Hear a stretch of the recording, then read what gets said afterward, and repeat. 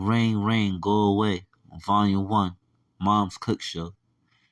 Coming from this dark green house, a smell your nose just couldn't resist. You could have a full belly and your stomach will still rumble and growl as if it hasn't eaten food in days. Nancy is the one responsible for this enticing smell. Her two sons run out the house grabbing their bikes, waiting for their mother to finish cooking. Nancy's father was a chef, taught her everything he knows about food and gave her thousands of cookbooks so she never gets bored. Cooking her heart out, giving her deep satisfaction. Her creativity has gotten better over the years. In the kitchen, making one of her son's favorite dishes, roasted branzino with caper butter. As she waited for the fish to finish, she checks her list for Thanksgiving, making sure she doesn't forget anything. Brad, a neighbor from across the street, knocks on Nancy's door. Nancy comes to the door. "Hey, Brad," she says, smiling. "What brings you by?" Brad says, "I can smell your wonderful food, as always. May I get something to take home?" Nancy laughs and says yes. "Come on in. I'll wrap some up for you. How's your wife?" Nancy asks. Brad says, "Lovely, minus the cooking." Nancy hands Brad a plate and says, "I put enough on there for the both of y'all." "Thank you," he says as he heads out the door. The boys pulling back up on their bikes. "Hey, Brad," they both say. "Hi, boys," Brad responds. June, the younger son, notices the plate in his hand. He goes inside, following behind his older brother by a year. Before he could speak, Nancy puts more fish out and a side of ribs. June sits at the table. His mom tells him to wash his hands. Elvis, the older brother, washed his hands as soon as he got in the house, helping his mom set up the table. They say grace and devour the food, not leaving nothing but bones from the fish and ribs. 2 hours go by. They hear a doorbell ring at the door.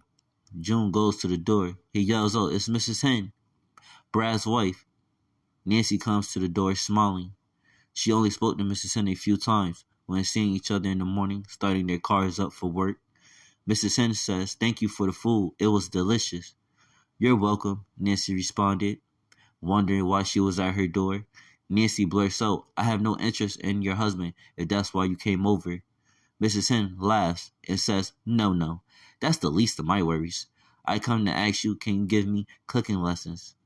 Nancy, flattered, thinks for a second, then says yes. "We can start whenever you're available." They set up a time to meet the next day. Nancy's son puts everything up in the kitchen for her and washes all the dishes. The next day, Mrs. Hen was knocking on the door. "Come in, it's open," Nancy says. Mrs. Hen walks in, nervous, but ready to learn. Nancy asks her if she knows how to make breakfast. Mrs. Hen says, sadly, no. "We will start there then. Wash your hands and let's begin." Nancy whips out the eggs, bacon, grits, biscuits, and hash browns, plus cinnamon rolls. Nancy says, "Put your wrist into it," as Mrs. Hen stirs the eggs. As they get everything going, Mrs. Hen's nerves are going away.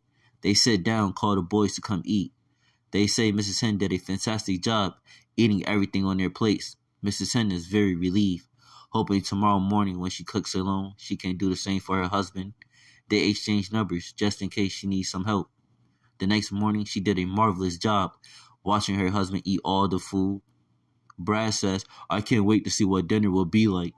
Mrs. Hen is stoked that he looked forward to seeing more meals from her. Mrs. Hen excitedly runs across the street, knocking away on Nancy's door. Nancy, thinking it was an emergency, rushes to the door, opening it, saying, "Mrs. Hen." Mrs. Hen walks in and says, "He loves the food. Thank you so much." Getting overly excited, kisses Nancy on the lips for 2 seconds, realizing what she did. They stare at each other for a split sec. "I apologize," Mrs. Hen says. "I was out of line." Nancy says, "That's the first time a woman ever kissed me." Not knowing how to feel, Nancy feeling tempted to kiss her back. Mrs. Hen says, "I'm really thankful. You should think about starting your own cooking show. If you help me, you can help a great deal of others and get known." Nancy, hearing her but not really listening, still thinking about kissing Mrs. Hen back. To be continued.